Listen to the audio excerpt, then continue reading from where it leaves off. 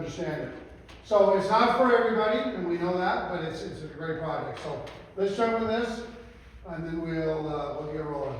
So the numbers, everybody can see the numbers. I mean, look at this, guys. The available funds for the inventory is going down. Last week, I think it was 4.48 last week. So the numbers are going down, and why is that important? Because we're still in a seller's market. We need to understand that. And again, you guys, math is where it's at. 0 to 5 months worth of inventory is seller market. 0 to 6 months worth of inventory is neutral. And 0 to 7 months worth of inventory and beyond is a buyer's market. We are still in the seller's market. 80% of the real estate agents do not know that. And they're still calling it a buyer's market. So be careful where you're at. By the way, I heard a stat today. 84% of the world is not using AI yet. So we're still at the very infancy of it all. So it's amazing that that's going to still be changed. So I think there's an opportunity for not only investment, but if you're using, people using AI, ChatGPT, that type of stuff, a little bit, guys, it's a pretty amazing product. So I was going to talk about this real quick. So notice why I say it. How many people have done a rent to own in here? Don't. The success rate is dismal, absolutely dismal. And guess what happens? Who do they blame when a rent to own goes sideways? Who do they blame? Every single time. So I put together a sheet, and I did this through ChatGPT. I put in what I wanted, and I said, give me a checklist, and there it is. And so I give this a copy of it. Above all, if you are going to do a rent to own, get attorney involved. Don't try to do a contract on your own. We have one of our agents right now did a contract on her own, and it's going sideways. And they called me, the homeowner, and the agent, and they want me to fix it. I'm not. You two are big enough and smart enough to do this on your own, finish it on your own. I'm not getting involved. So you need to be extremely careful. Then we had one just the other day where the buyer came in, they bought the house, they finally ended up closing, he defaulted on the contract. The seller ended up going with it anyways, even though he defaulted. Now there's a $10,000 discrepancy. He thinks he got screwed by that 10 grand and he wants to sue everybody for it. So I said, well, at least you went to an attorney and got the paperwork drafted, didn't you? Oh, no, we did it on a beer napkin, so we're good. Okay, well, guess what? You're on your own now, right? I mean, you either give 10,000 or don't. I don't. All the advice I can give you is don't. But you guys, don't get involved if you don't know what the hell you're doing on it. Get an attorney involved. And that agent, the first one I told you about, I told her, did you get an attorney? No, but I wished I would have. So don't get caught up in it without. So good morning, ladies. Good morning. So the numbers are where the numbers are at. 439 last week was sold. I think it was 383, 348, something like that. So we sold a few more. This is kind of interesting. I thought the total vacancy rate has gone down to 48%. That was 50% last week. So I think that's interesting. Distressed properties 173. Homes from 100,000 to 400. 3,200. And look at this, 282 price reductions. I sound like a parrot broken record. Every week for the last year or more, we've had 600 plus price reductions every 7 days. What are we doing? Do breadboards and taco trucks sell homes? No? What sells a home? Price, period. Are there exceptions to every rule? Of course. But price, for the most part, you guys, kitchens, baths are right at the top two, and then price. Right? I really think it's a lot of times price because anything will sell at a price. And so that's what sells homes at price. So make sure you understand that 8,900 homes on the market. We have to know what's going on in the market, especially if you're sitting down with the seller or your buyer. When you're sitting down with the seller, do they believe the numbers? No, they never do. But mathematics don't lie, people do. So that's the whole idea of the numbers, and that's why we really want you to understand it. I told you guys I went on a listing for an investor, a friend of mine, And as soon as I sat down with the son, I walked to their house, talked to him. I said, hey, I just want to go over the numbers first. He goes, I'm not interested in the numbers. Okay. So what do you think your house is worth? Well, I think it's worth $650. It's not. What do you want to do? Well, I want $650. You're not going to get $650. The whole house, front, back, and interior has to be completely redone if you think you're going to get $650. Now, if you want to put $200,000 in it, you're going to get $850. Are you willing to do that? Well, no, but I want $650. Okay, thank you, appreciate your time, let me know if something changes. And I walked out. You guys, I get it, they don't want to see the numbers, I understand that. Just because my gut feels it's worth $650 doesn't mean you're going to get it, right? You need to sell it, what's your motivation, that type of stuff. So, just remember, you guys, this is a cleaner way of looking at it right there, so make sure the numbers are important. All right, Lisa, come on up. Give her a hand. Before we go any further, we have an announcement. It is Katie's birthday today. Happy birthday to you. Happy birthday. She said, don't do that. Happy birthday, dear Katie. Happy birthday, Lisa. And many more. Her favorite is velvet cake, and that's what Lisa bought, velvet cupcakes. So guys, make sure you enjoy that. She's 21 now, so she's legal to drink. I'm Myers, she's 25. Yeah, I told her, I said, listen, I got shoes older than 25. Okay? All right, congratulations, Katie. Happy birthday. Happy birthday. Hi guys, good morning. Lisa Walden with the Chosen Home Warranty. I've given you my brochure. Save my phone number in your phones. That way, if you guys are out writing offers and you're not sure how much to write into the contract, evenings, weekends, during the day, shoot me a text, call me, email me, whatever you want, and I can look at the property, see if there's something, maybe there's a pool, maybe there's an above ground spa, maybe they have an additional ice maker or refrigerator in the kitchen, something like that. We can price that out accordingly. So keep that in mind. If you are taking listings, more than likely you're going to start receiving emails from me because I really feel that listing coverage is very important. I think that everybody should be utilizing listing coverage on their listings. It's completely free, guys, from the Chosen Home Warranty. We include HVAC, we include the kitchen appliances, we include the water softener, we include roof leaks, we include the washer dryer. So that's all covered during that listing and escrow period. We offer $1,000 of coverage and repair, so if something happens during the home inspection, through the walkthrough, we have potential coverage on that property. It could, number one, get you a deal. If you don't know that you're competing for that listing and you're the only realtor that offers the home warranty coverage during that listing and escrow period to the seller, that could be enough just to set yourself apart. The other thing that it's going to do is it's going to make you look like a hero if something does happen during that period and the seller calls you and they're like, oh crap, the dryer just quit, what do I do? You're going to go, hold on a minute, remember we put that warranty in place. Call the 1-800 number, file a claim, and let's get things rolling. We also know that when you do the walkthrough, garbage disposals are leaking, dishwashers are leaking, sometimes the garage door doesn't open, then the buyer's all freaked out, they don't want to close, the seller's like trying to scramble to get all this stuff repaired prior to the close of escrow. Remember, we have the warranty in place so that way you can use it for those things that happen unexpectedly. So just want to remind you guys, keep that, if you are taking listings, just shoot me an email with the address. I'll get it enrolled, send you a confirmation. I'll send you the verbiage that you can use in the agent-to-agent remarks because ultimately you guys want to get the deal closed. I want it to close with the buyer warranty at the close of escrow. Even if you guys have had repairs made, and let's just say the buyer's adamant they don't want a warranty or the house comes off the market, nobody still pays anything. We cancel the warranty, it goes away. We are literally taking on all of that risk and all that liability to protect you, to protect your clients.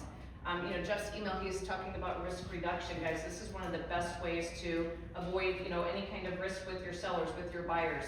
And again, it's probably one of the easiest things that you can include in your purchase agreement.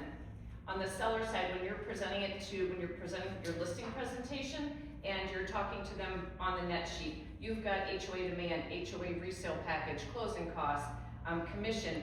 Make sure you're sticking a line item in there for home warranty. And just explain to them, more than likely, they're going to receive an offer from a buyer asking for them to pay for a 1-year home warranty at the close of escrow. And by the way, by listing with me, I'm going to include a warranty on your house that's gonna protect you during that listing and escrow period. It's really that easy to present it to your clients, include a brochure in there. I've got listing flyers that I can send to you if you are doing electronic, if you wanna print them out. This is, they have my contact information if they have any questions on the warranty. So again, we just wanna make sure that, they're utilizing the service, that you're taking advantage of that and really setting yourself apart in the marketplace. For buyer's coverage goes into effect 1 year from the close of escrow. So again, keep that in mind. If they need contractors, I've got a list of contractors. We have a list of contractors at the 1-800 number. And what sets us apart from the traditional home warranty company, guys, is we allow the homeowner to use their own contractor. If you've ever had to file a claim with a home warranty company, you go online, you stick your credit card in. Every water heater goes out on a Friday night at 5:30, we all know that, and so they're not gonna hear from a contractor until Monday or Tuesday just to even schedule the appointment. With it shows that they can actually call their own handyman, they can call their own plumber on Friday night, Saturday morning, get that taken care of. I like to say we live in an Amazon world. We're used to getting things same day, next day. Our clients expect the same. They don't wanna wait 5 days to have a water heater replaced. They don't wanna wait, for a leaking garbage disposal. So with us, they can use their own contractor, get things done quickly, get it done right the first time. And the best part about it is the contractors wanna work with Achosa because we pay them their retail rate, we don't discount their pricing, and we have the ability to pay them the same day before they leave the house. So there's really a lot of advantages. If you guys wanna sit down, if you have any questions, I'm gonna stick around here for a little while, but please call me, text me. Yes? Is that really from you, the email I got for networking? It's some alignment? Unalignable, yeah, it's a networking thing online where it's realtors, lenders, people all across the, yeah. At first I was like, I don't know if I should click on that. No, it was, yeah. So, no, that's good though, because listen, weirder things have happened, right? If you guys are doing farming, doing open houses, and you're door knocking, I've also got these bags here, so if you've got marketing materials, you're doing flyers for open houses, and you're doing any kind of door knocking around the neighborhoods or your farms, let me know. I've got these bags. They come in sleeves of 100, but I can get you some brochures to stick in there. You guys can use them for all of your door knocking and prospecting needs. Any questions? No. It's a lot, I know. Yes. It's a lot. It's a lot, but again, I'm very passionate. I live, breathe, eat, sleep home warranty, guys, and off and on, I've done it for over 11 years collectively, and so I know what's going on in the business. I've had a real estate license for 26 years. I've been in the industry. I've seen the ups, I've seen the downs, I've seen the buyer markets, I've seen the seller markets, and guys, it's quickly turning into a seller's market, and so protecting your clients and being confident whenever you present warranty to them and show them what you're doing different than another realtor that may be coming in for that listing is really going to set you apart. Absolutely, very Right. well. Thank you. Thank you, guys, appreciate it. Yes. What's the limit to repair the air conditioning? For the seller coverage, 1,000. Okay. You're welcome. Thank you, Lisa, I appreciate that. And you guys, it seriously is about risk reduction. If you have a listing, and I have to make sure any listing I ever had, the seller pays for a home warranty, period. It is non-negotiable, guys, I'm telling you, the best risk reduction you can do, because I've seen it happen. The house closes and the refrigerator goes out, and then the buyer thinks that you and the seller are in cahoots, and you knew the refrigerator's gonna go out, and they're pissed, and they think that they wanna start suing everybody. So provide a home warranty, instead of getting them some dishes or a fan or something like that, get them a home warranty, in my opinion, is one of the best things you can do. All right, John, come on up. You want to give a quick talk and then set up? What do you think? Yeah, you ready for it? Huh? Come on. I think I got some other stuff I can cover. While John's setting up, you guys. So, have you guys seen this flyer yet? This is a new one. I talked about it in my email I sent everybody. This is going to be a new federal rule, so there's no confusion. If you have a buyer that's cash, hard money loan in a trust, there's going to be more additional paperwork that not only your buyer has to fill out, but the seller. And you need to know about this. And I love the way you ducked your head and went, son of a, absolutely, guys, but at least you know when you're working with your buyer, or so you say, by the way, if it's cash, it's hard money, it's going to be a trust, there's going to be more paperwork, so don't freak out, because the first thing they want to do is freak the hell out over it. And I get it, because I do the same thing. Whoever goes to the doctor and they hand you a stack like that and say, fill this out. First thing I do is, right? So your buyers are gonna do the exact same thing, your sellers are gonna do the same thing, because they're gonna say, why am I filling stuff out for the buyer? Because it's a new federal rule. So make sure you know, they're doing it on the 26th. It's a Zoom meeting for an hour. You need to make sure you get on that, guys. I put it in, I think it's in here. Katie's in here. Yeah, I'm sorry, there it is right there. Thursday, make sure you get on it, guys, please. When does it go into effect? I think it's like March 1st, so it's here. So just make sure you guys, because I'm telling you, your buyers are gonna be pissed at you, but you need to make sure you warn them, because this is gonna be the new rule, so. All right, give John a big hand. She also brought food as well, and so did the cupcakes, so, good. So, show of hands, who would like to have a mortgage that would pay itself off faster? Me. Who would like it paid off faster without making extra mortgage payments? Me. Right. Okay. So this is a unique product. We got it from Australia back in 2008. Okay. Australia, the tax on interest earned on savings account in Australia is over 50%. Okay. So they do not incentivize saving money in Australia. So what they did was they created a product for the mortgage that it's called a mortgage with offset account. And what it is a normal bank account. All right, think of a normal bank, direct deposit, ACH, bills pay, ATM card, checks. Think of all of that with your mortgage attached to it. All right, so now, instead of putting the money in savings, where they're gonna get hit with 50% tax on the interest, they put their money in their bank account / mortgage account. Alright, so if I were to put $3,000 in savings today, that's not gonna give me a lick of interest over the next year. Not much, okay? But if I put $3,000 into my mortgage bank account, which I can use because it's still a bank account, that is going to look like I made a $3,000 payment towards principal today. And what's that going to do to interest? Yeah, so it lowers my interest calculation that day. All right, with an amortized loan, if I were to do, let's say my mortgage payment is $2,500, and I'm doing I'm good, and every quarter I send $5,000 extra.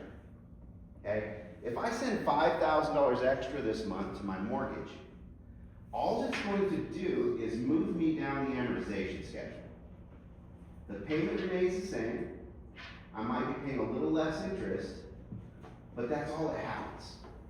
If I apply $5,000 to this account, my payment's going to drop a little bit. Not drop $100, but it could drop $10, $15, $20 for this month. Okay? So this payment keeps going down because your principal keeps going up. All right? We have to understand that, is anybody lost in translation that your mortgage and bank account would be connected directly? Okay, everybody got that part, because that's super important. Okay? Let me show you kind of a sample. I did this just to help explain. I created like a little spreadsheet to kind of mimic a bank ledger of some sorts. In this situation, they bought a home at $695, 20% down. Their loan amount was $556 right out the door. This is month one of this product. They bought a home with this product and put 20% down. Their net income after tax, we're not looking at gross because we want to know how much money is coming in the bank. Their net income after taxes about $13,000. Car payments, $1,800 a month coming out of the account. Credit cards, let's say they $2,500 in credit card bills a month. Okay, this is a normal banking, right? Utilities, $500. Everyday expenses, I just put $1,900, and I'll explain options on how they use that everyday expenses, because this is a different bank. We can't install this in Wells Fargo or US Bank or wherever you currently bank. You're going to open a new account in a different bank for this product. Okay? So what I did was I had this stuff broken out. So we have our deposit coming in twice during the month. We have our direct deposit, or direct bill pays coming out automatically. And your first month, you don't have a payment. So at the end of the month, we're looking at a available balance of $6,300 after you've paid all your bills and your income and everything like that. So you remember, you don't make a payment. It calculates interest nightly. All right? How does it what's the interest? It's variable. It's based off of the SOFR index, which right now is 3.7, and then whatever margin you decide on at the close of escrow. You can buy that margin down. So the worst case scenario, we do a 4-point margin, so your starting initial interest rate would be 7.6. But it's variable. What is the Fed doing over the next few years? Like it's supposed to be. Should be cutting rates, right? So every time they cut rate, it affects your 30-day average of SOFR. So if they were to cut in March, which they probably won't, let's say they were cutting a quarter, well, your April 30-day average after they make that cut is probably gonna be around 3.5 for your SOFR. So now your rate just dropped a quarter. When the Fed cuts the rate, does that drop a quarter on your mortgages, your normal mortgage rates? No, absolutely not. The federal rate cut, the federal fund rate does not affect mortgages. It's the bond market, it's the mortgage-backed securities, it's the stock market. All of that plays into your mortgage rates. This one is directly related to an index that's impacted by the Fed. Okay? So we know that our rate's gonna keep coming down. So that's good for now. Next 5 to 8 years until we cycle back and start picking back up. So it does at night. So we did 7.6%. This is a 30-year loan. You're like, this sounds like a HELOC. It does. It really does. You're turning your house into a bank. This is a first position. You can call it a HELOC if you want, but it's a 30-year mortgage. What can't you do on HELOCs? Yeah, you're not writing checks. You don't have money coming in and going out like a normal bank account. You're set, and a HELOC will lock. If you want a good HELOC, you're gonna choose a 2-year draw period. And after that 2 years, you can't draw anymore. You just gotta pay it back. This is a 30-year loan. You can draw in and out as much as you want for 30 years. All right? So that 7.5 or 7.6, we take that over 30 years and back it to a nightly calculation. So unlike credit cards, we're still treating this as a 30-year loan to get to our nightly calculation. That's why when you put money in there, it affects your interest rate. All right? If you see here, look, so your payment or your interest calculation was 122, but look, that deposit knocked it down to 121. All right? Doesn't seem like a lot, but $1 a day starts adding up. So your payment is replaced by an automatic withdrawal of just the interest calculation.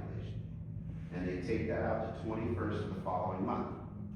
So if you closed in January, you wouldn't have a payment all of February, and then in March, they would take out your first calculation.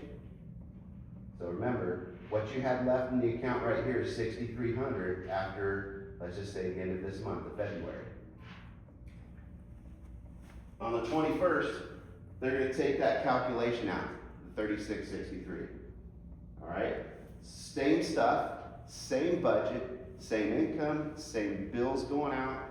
They're just gonna start taking interest out that following month. Look what's left over in your account. $8,900. Is that gonna help your interest calculation for next month? Sure. Okay, so let's see what it does. We're not gonna do 30 years of this. Promise. So, look, it's actually right here. So we had a 36.63 calculation from February, and we took it out. Look what you calculated for March. 36.29. Because we have more money coming in, even though they took that back out, you're saving over $30. Your payment drops, $30. Usually our payment goes up.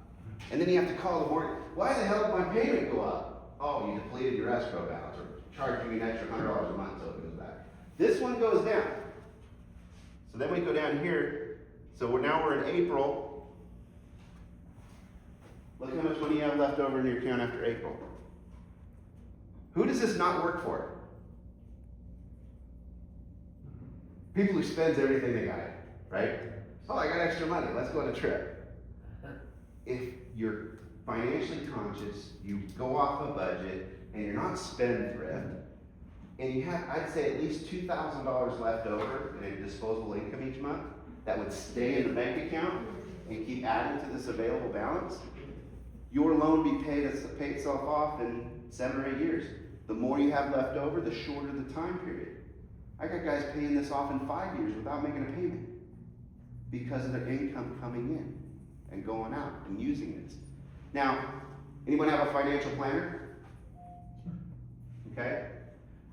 Do you think they'll like this? First, I thought they were gonna hate it. I was like, they're gonna hate it because they want that extra money in the stock market. They want you to put it in there so they can make some money. And you wanna make money too. So it's not an either or, it's an and. So we sit down and say, okay, what's the goals? Is your goal to build a large investment portfolio in the stock market? Or do you want to build more in the real estate market? And then we adjust. Because when you need $30,000 or $40,000 in a pinch and you got to pull it out of your portfolio, what happens? Substantial penalty for early Huge withdrawal. penalties, right? Who does that affect? You primarily, but who else does it affect? Your financial planner who's making money off of your money. All of a sudden their pay goes down. That's why I'm like, okay, let's build a nest egg over here so you never have to pull out of the portfolio. And you're constantly putting in, now I'm protected, now you're protected.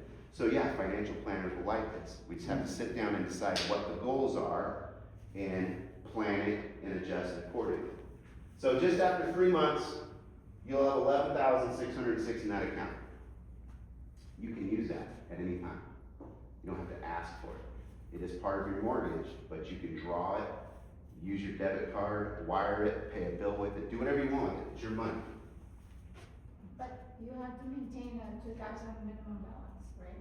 You're not maintaining a balance, you just don't want to, because ultimately the lower your balance is, the more interest you're gonna have to pay. All right, there's no mandate of how much you have to put in each month or what balance you have to maintain.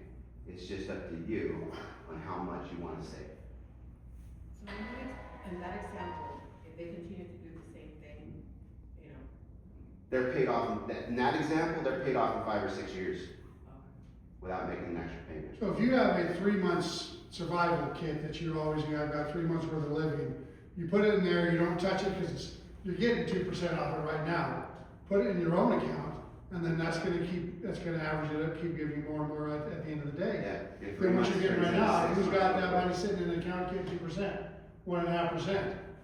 John, you were saying some people paid off 5, 7 years, a $600,000 loan? all depends on how much is left over in their income coming in. So if they have very low bills and they have $5,000 a month left over, it's gonna pay off fast. Okay. What are some of the risks that are involved? Risks. Not being financially conscious and running that thing down to the bottom, getting hit with the max interest. This loan has never been defaulted since 2008. No one has ever defaulted on this loan because the interest rate, number one, will scare someone away, right? And I'm gonna show you that's not the real rate here in a second. The interest rate will scare someone away, so that sets the bar. Number two, they require reserves. So if you do a $500,000 loan and you have a 40% DTI, which is where we want to be, that's another way that's going to keep people off of this loan and only get the ones that will be successful with it. You need to show 10% reserves, which would be about $50,000. What are reserves? Savings, bonds, stocks, any of that stuff where we can see that you can liquidate. That's considered reserves. So now you see why this is a good idea for financially conscious people, people that are investing and stuff like that, okay? That's why it doesn't default. There are some tricks. But ultimately, that's the risk. the more you spend and the lower your balance, the higher it's gonna cost. Cause I mean, you could be 5 years into this and have $200,000 in there. And you could lose a job, or take a year off and live off of that $200,000. You don't have to make a mortgage, because it's just taking interest out each year, or each month. So that's another reason it doesn't default. If you decide to take a year off, you're gonna have to figure out how to make that mortgage payment still, on a normal amortized loan, okay? So we got the picture of the bank account, mortgage connected, all right? Clear on that? Let's do a simulation. So John, one question, so right now, whatever bank I'm banking with, if I did this loan, I now bank and do all my stuff through CMG Yeah. essentially? And back to that, let's see. So this $1,900 that comes out, you could keep your bank, okay? You can keep your bank, and you can just transfer money. For, like, let's say you love Wells Fargo, you love your ATMs, you got that all dialed in. Anything that's a fixed payment bill, you should just have it automatically billed paid out of the account. But anything you just wanna use odds and ends on your Wells Fargo account, just transfer some money each month into there. Just what you need, leave the rest in there. So you can use your own bank, but this is what's gonna save you the money. So you want most of your money landing in here, and as many bills coming out of this as possible. Because then you're manipulating the rate more than just sending a chunk in and a chunk out once or twice a month. What's the minimum FICO? 700. And that 700, anything over 700 doesn't matter. It's the same rate. You can purchase a primary investment, second home. You can refinance primary investment, second home. You can do a construction loan with it. So it handles anything you can think of. All right, so let's do a purchase. Estimated home value, let's use that one. What was that? We did $695, 20% down.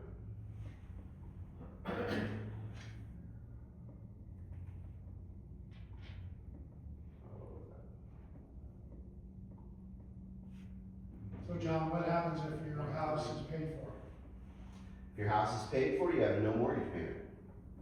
And you can still borrow action out on whatever the house value is at? Yeah, so, and I'll show you here in a second how it really starts accelerating the payoff as you get more and more in there. Let's say you paid it off, this is a loan amount of $556 that we're doing. If you paid it off, that means you have $556,000 in your account. Go buy a car, say you don't wanna worry, but you just wanna get a good deal and spend $100,000 cash, pay it with that account. Because if you're still going about your same process and doing your budget, it's gonna pay the car off in like 14 months. And guess what else? The interest that was accrued by buying that car, guess what you get to do with that? Write it off, because it's your primary mortgage interest. It's wild. Alright. Are there a lot of people starting to do this, or? I know As it's- many it's- people as I can get in front of. Yeah. The problem is, we're the only ones with it. Yeah. Yep. Just so you can see what's happening. Fixed piece deposit, 13,000. Every month.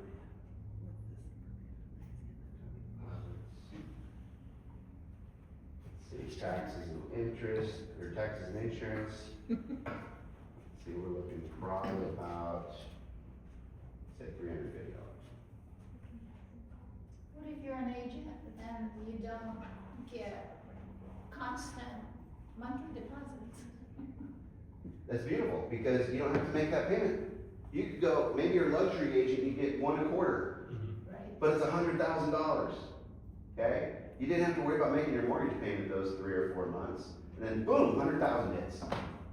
And you just completely wiped a ton of interest calculation out going forward. Even Slowly more. bills are coming out of it, and then you just replenish it and hit it and more and more. If you're a luxury agent, we could average that out over monthly. If you're a luxury agent, let's say you're making $300,000 a year in commission, take some taxes out of that. Let's say you got $20,000 a month coming in, or $15,000 a month coming in. That's kind of what you'd still get a good simulation out of that. Could you explain it again, why don't you have to make a payment every month? Because it's only taking interest out. It's calculating your interest every night of the month. And then once that month is over, it draws whatever it calculated the 21st of the following month. It's just pulling interest out. So you're never making a mortgage. How is it paying the principal? I mean. It's leaving money in there. That's your principal. Remember that, the amount I showed more and more left over in there each month? That's your principal. If I'm doing a Wells Fargo home mortgage for 30 years and fixed, my principal is coming off a little bit out of each payment I make. Okay? Same thing, it's just you have more control over the principal right here.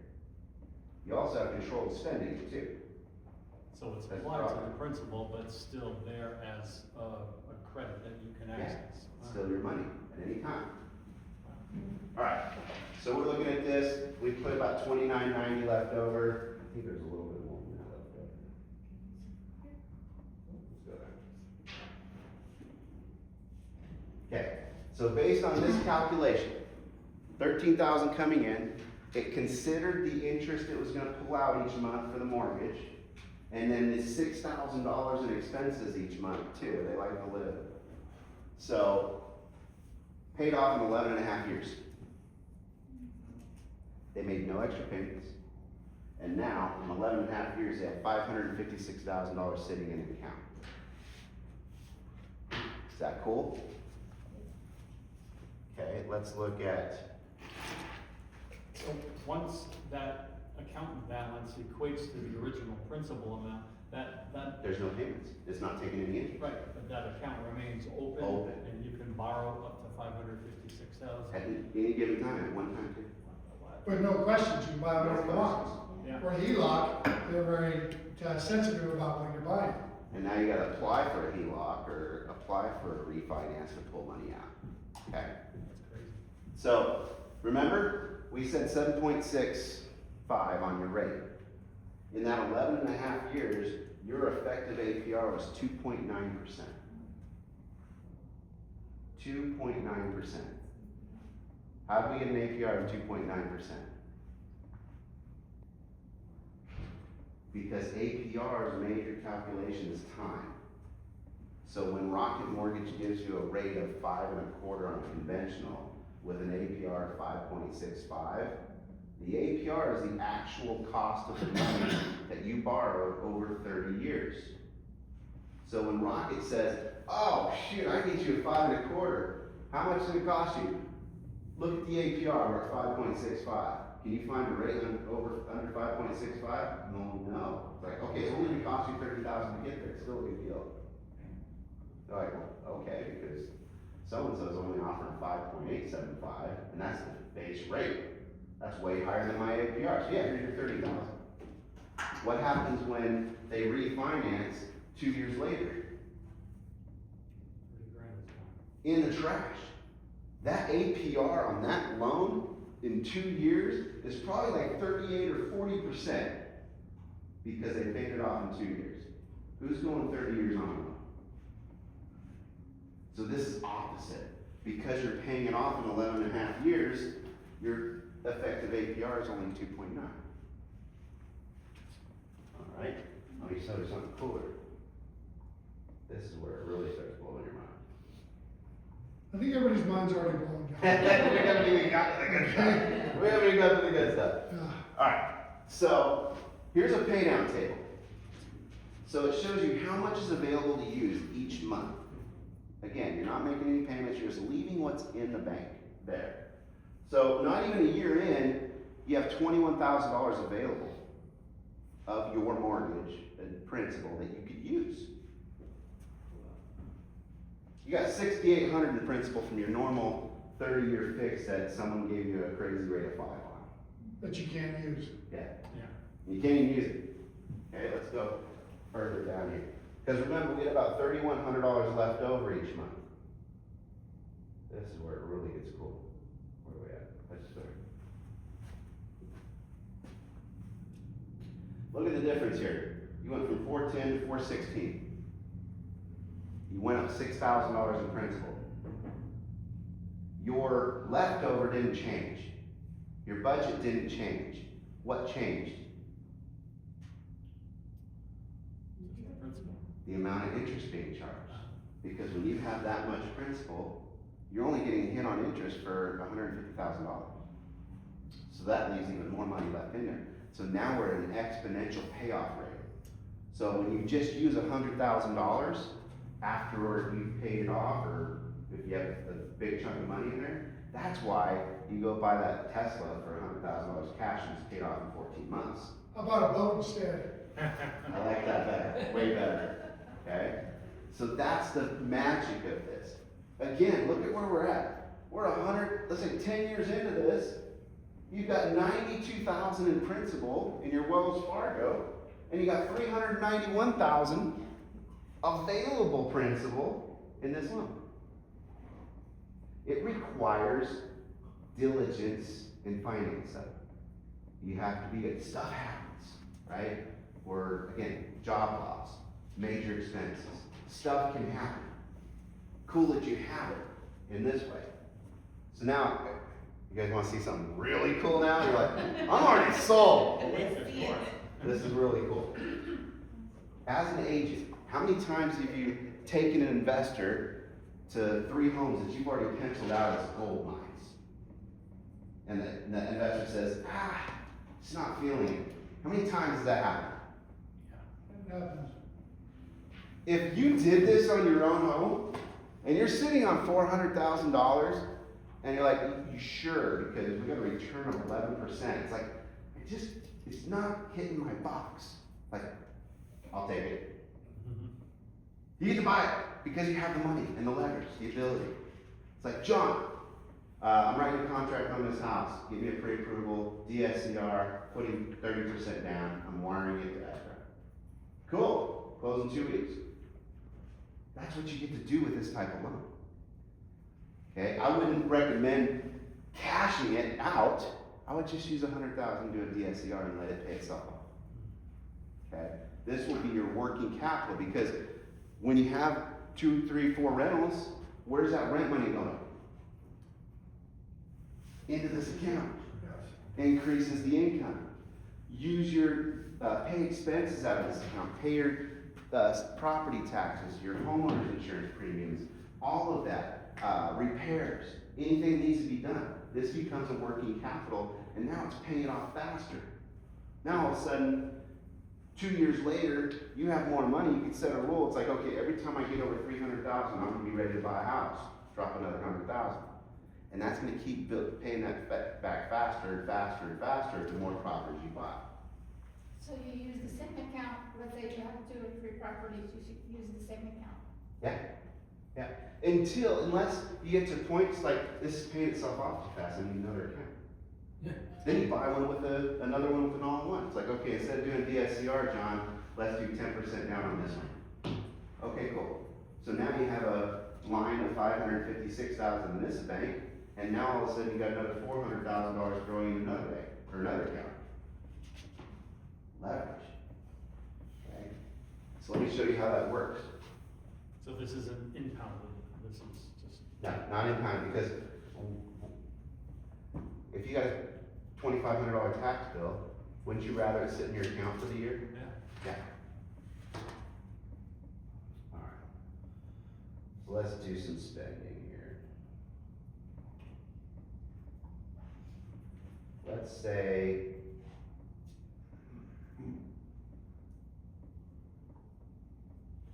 take 100,000. Let's say month 36.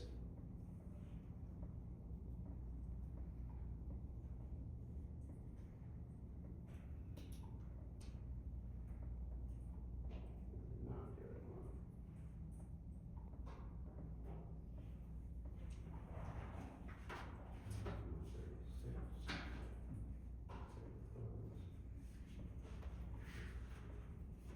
Okay, so you spent $100,000 3 years in. It added 3 years to your payoff time.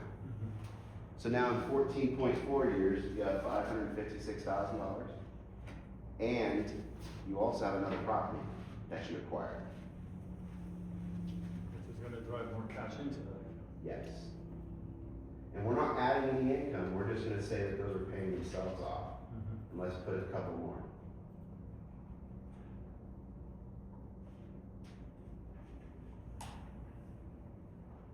So 172. Again, these results vary because if you have a lot more income coming in, you could have shorter time span between your purchases.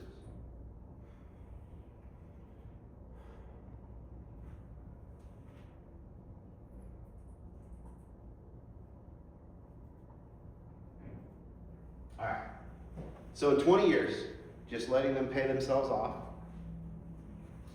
you have $556,000, and you have 3 investments that your house just bought for you.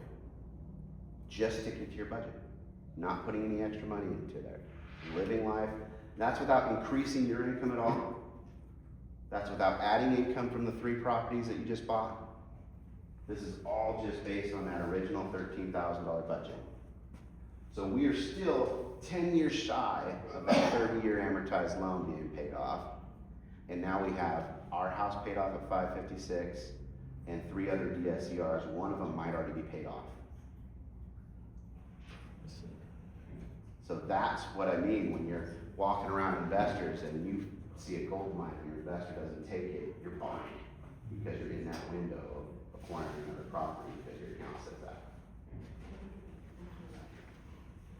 Does that make sense? Wouldn't you love to have this in 2008? You could have bought a property for 30,000, it's worth 300 now. Right? Yeah, it gets exponential. Like I said, it pays itself off faster and faster and faster the more income you get. So, anyone who has that $2,000 or more left over, this is definitely one you need to use. What would the process look like for someone that wanted to switch over to something? Just to refinance, it's like a conventional loan. We still follow Fannie and Freddie guidelines on it. So if you're sitting on a home paid off, all right, we refinance that and pull $400,000 out. We're just going to put $400 into an account, so you're not going to accrue a payment until you use it. And you can sit on that and be ready. You never know when that gold mine's going to pop up. It's a $20 annual fee to have the account open. And will it stay open longer than 30 years if you wanted it to? No, this one would be closed. You can refinance at any time. What's cool is when you do refinance, it's the exact same rate you are at when you refinance. Wow. Now, because it's a 30-year mortgage, it needs to pay off. At 11 years, it starts decreasing your availability a little bit by a little bit and makes it a hard application of principal. So let's say you're paid off in 10 years at 556. So maybe year 11 it says you have 548 available to draw from. That other $8,000 went directly at principal and it's fixed, it's set there. And as it keeps decreasing, if you never refinance it, in 30 years, it'll be zero, ready to close out. If you want to close it out, like let's say 4 years in, you have all your 556 in there and you're like, I just don't think I'm gonna use it. Can we just close it? Sure. Closed, here's your deed. Are there any penalties? No. John, do you remember the number? I know that I've heard it, and I actually heard it the other day, and I meant to write it down. But I think they said in the next 10 years or 15 years, the largest wealth transfer in real estate is gonna happen. $4 or $5 trillion. So if you think about it this way, how many of us have homes, whether they're paid for, they're close to paid for, whatever it is, and you've got all this equity in it that you can never use, essentially, right? And then when you die, what do your kids do? Sell it. I want that money. So why are we sitting on that money when we can, whatever you're doing, when you buy investment properties, a boat, and whatever you want to do with it is just up to you. But you got to look at the fact, because that's what I've been doing, and a couple of my friends have been thinking about. I've got all this equity sitting here, and if I die, what was it all about? My kids get it all. And they're going to sell the house as soon as the grave's cold. Right. All right, it's time to sell it. Let's say you've had an investment property for 10 years, you bought it at $200,000, now it's worth $800,000, and frickin' you depreciate the crap out of it. What can you never do? You can't sell it. IRS will destroy you on taxes. What can you do? You can throw one of these out on it and pull frickin' $600,000 into an account to use it. and just leave it, just let it keep running and Put these on appreciate. investment properties? Yeah, you can refinance investment properties. Investments in second homes are 70% loan to value. So if you got an $800,000 home investment that's paid off, you can pull 560 into an account. What's the, interest rate? Like I said, it's right today it's 7.6. Next month it could be a little lower. It all goes off that so far. On the refinance, so if you want to refinance one of your rental properties and open up one of these. Yeah. So I wouldn't buy it for the rate. I would buy it for what it's going to do, because if you're going to or use it to refinance an investment property, you know, let's say you had, again, 800,000, you pull 560, you pay off the first loan, maybe it was 250, okay? You're gonna take 310,000 and put it in the account. So you're only getting hit with interest on the 210 when you pay off the 250, all right? And then that will pay itself off faster. So you can have a bank account under trust or LLC. This one, no, because this is still a conforming loan under Fannie and Freddie, so you can't purchase it in an LLC. You could put it in a trust. The bank account will still be in your name. What about if you have an LLC, a rental property and an LLC, That- and then you that's want, refinance?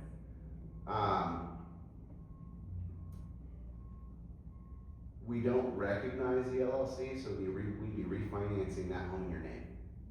And then you can put it back in the LLC. All that is affected by title and investing. That doesn't affect the actual loan part of it. So you're gonna pull it out of your LLC, use it in the personal, and then after you get it, then put the house back in the LLC. What's the minimum loan that you can refinance? If it's a primary, you can get 8% on a refinance, cash out. No, it's an investment. Investment, 70%. So let's say the balance is 58,000. Can you refinance it? Yeah, if your home's worth 400, we can get 280,000, so that'd pay off the 58 and leave another 222,000 in the account. Guys, it's a pretty amazing product. It's still hard to understand, honestly. Okay, and I've sat through John's class a couple times, but I will tell you this. I'm getting better and learning and listening and getting it. So I know John does these classes all the time in the different offices. I strongly recommend you go to a couple of the different classes, because the more I hear, the better I'm getting acquainted with what they're doing. Because I'm gonna do this. I'm gonna do this in my house. My house is paid for it. I'm gonna do this because I wanna buy a few things as well and do a remodel a little bit in my house. So this is something I'm gonna do. Step one, sit down and do a simulation of your own situation. See how it's gonna work for you. Step two, find a client who this might work for, and let's all sit down. Because the more times you see the simulation and you hear the product and all that stuff, the more knowledgeable you're gonna be and the easier it will be to explain. Because what's this going to do for your business if you get one of your clients refinance with this product? It's going up because they're gonna use that money to buy more properties. And you've said there's guys that have done, some investors that are doing it. They're buying houses and construction loans and building them Yeah. and doing it again and throwing the money back into it. So, like guys, again, not everybody's doing it, you guys, and obviously it could be a process to it. But I'm telling you, it just seems to me that why are we sitting on all our equity when we're never gonna use Is there them? a max loan amount? Right now it's 6 million. Now they get a little twitchy when you're just pulling that much cash. Okay. Purchase price, they'll probably make an exception for whatever loan amount you can afford. Refinance cash out, if you're taking millions of dollars out on a refinance cash out, they'll be like, they start digging in, like, what is this gonna be used for? It's the whole Patriot Act stuff. They wanna make sure you're not laundering or funding terrorism or anything. I'm going to the cartel, we're going to the business. And if they got a guy sitting with 3 accounts with $2 million in them, they'd be like, that's dangerous. Because, what could he do with that? He could default at any time, he could just take the money and run. But So, you're allowed to buy this. yeah. And the other thing is what's the, how much is the FDIC insure in any given account in a bank? 250, right? Why would you have $556,000 in your bank then? Because it's secured, not insured. That's the difference. Bank calls, say, hey, we went under, sorry it didn't work out, we're sending you your key. Alternative is like, hey, Mr. President, this bank went under, I want my $250,000. Like, you're on a list, we'll get to you. So, that's different. Let's say you don't wanna invest in real estate and you wanna invest in the stock market, is that possible with the money that you Yeah. have? I would say everybody needs a mortgage. Even if you have plenty of money and you don't, whatnot. Because there's a calculation based on, okay, let's say you can write off up to $40,000 a year in interest, property taxes, all of that stuff. So let's say you don't need a mortgage, everything's cash for you, you do really well. Money's in the stock market. Well, how much is not in the stock market that's sitting in the equity of your home that can be offset? And the basic calculation, if someone's like that, their tax bracket's probably 0.34 or something like that. So literally, you take that 7% rate times 0.66, you're gonna be under a 5% effective calculation. That's taking into consideration your write-offs, how much you're gonna get back on taxes and all that stuff. So we're at 5%. Let's say it's 500,000. Your average is 8% or more in your returns and your stocks. What are you doing? You're leaving 3% on the table on $500,000 because you're like, I don't want a mortgage. Like, that's not, how did you get here? That's not smart. So. Questions? All right.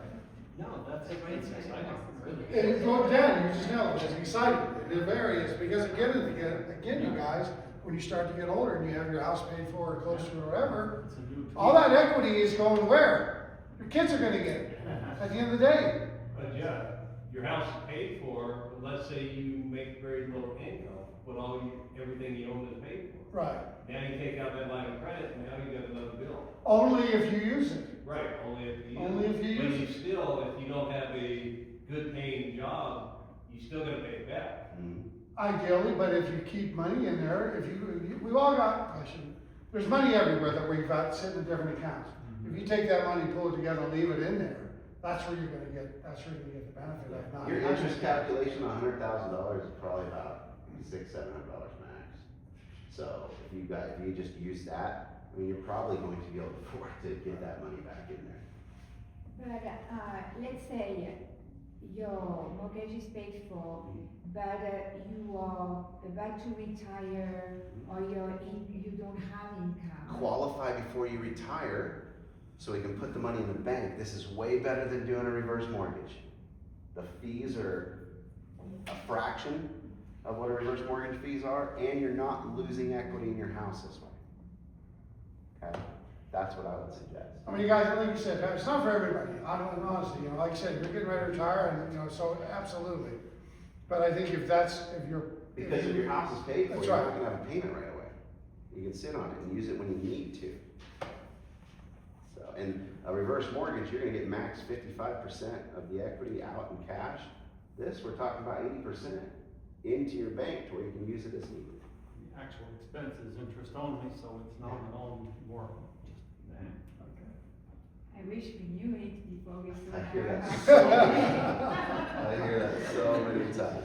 John? Yes, someone told me this, leave with this, you don't get wealthy selling homes in real estate. You get wealthy owning them. Okay? When you shift to that mindset, things change for you, and you start looking at ways to get there. What was the largest demographic of people who bought homes last year in America? 70 to 75. Let that sink in. The largest demographic last year of people who bought homes in America, 70 to 75 years old. Now think about that one. That blows my friggin' mind. I don't even get that, how that even works. I know, that's crazy. Yeah, but it was the largest one. Give John a big hand. All right, before you leave, where are you doing this again? I'll have to look, but probably some of them Okay. next month. Okay, you guys, I promise you should go again, because the more I've seen it, the more I'm catching all of it again and getting better and better with it. So, guys, I listen, it's hard to understand, I think, for me personally. And some of you might have already gotten it, but It's very good. it is an amazing product. That's why you haven't heard about it. Yeah, I'm going that direction. Thanks, John, appreciate it, give me a hand. All right, guys, just a couple things, we'll finish up. So on March 18th, right here, we're doing the survival, violent encounters. It's a safety class, 3 hours of C credits, general, and you guys, Dale Anderson, he lives in Tennessee, flies out here and does this.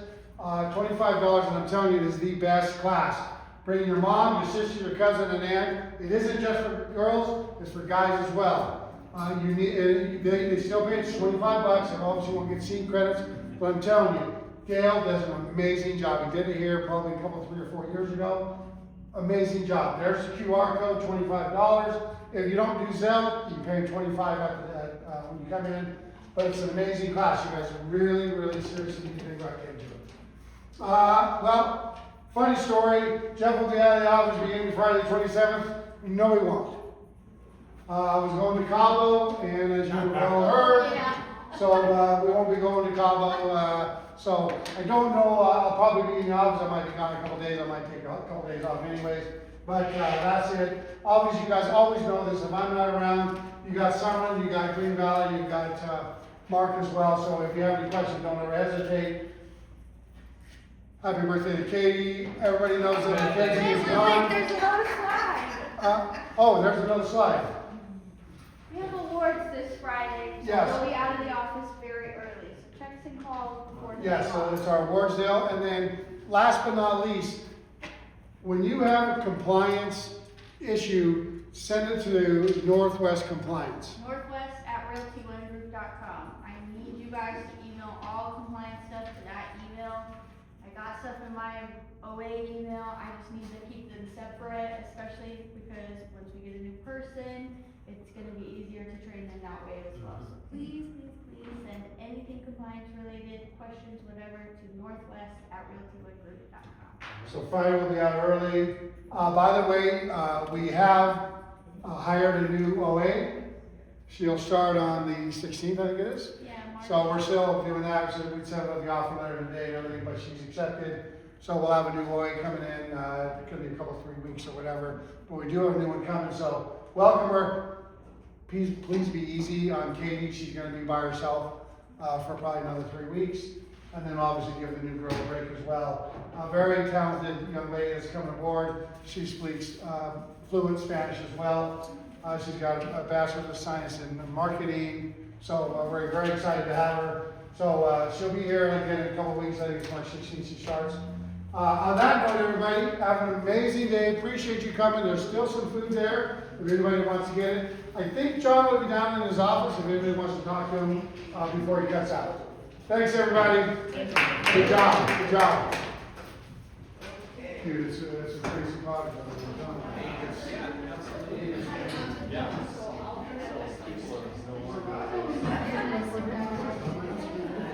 Hey, Patrick, appreciate you, man.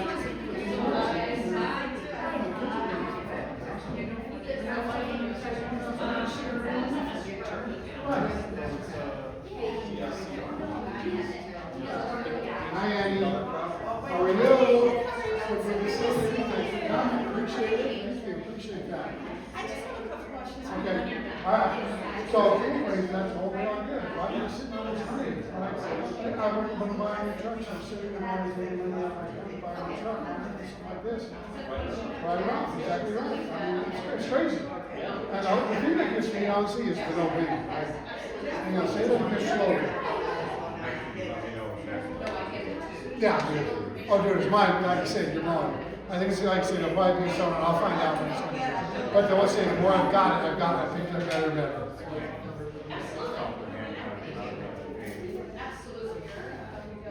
Just your assets are extended down your. Yeah. Right. That's smart business. Yeah. I think the biggest thing is because right now on your house, you're paying all interest and very little principal. This is switching around to pay very little interest and principal. Coming right off the top of that, when you keep that money in the bank, remember, like you said, you got 10,000, 50 over here, put 50 in there, and then it pulls it right out. It pulls right out of that. Oh, dude, like I said, Josh, I feel like be fired. Oh yeah, trust me. Yeah, the first time I did, I'm sitting back going, what did you just say? So, all right, cool. I'll let you know when he does it. All right, thanks for coming. Hi. I'm very good. How are you? Okay, so after that, going to reach out to them as well. Whenever it's Okay. Okay. Yeah, give me a few minutes, I'll log you downstairs and then we can talk. Okay, perfect, thank you. Hey, superstar, how are you? Pardon? No, I have not tried it yet, no, I haven't tried it yet.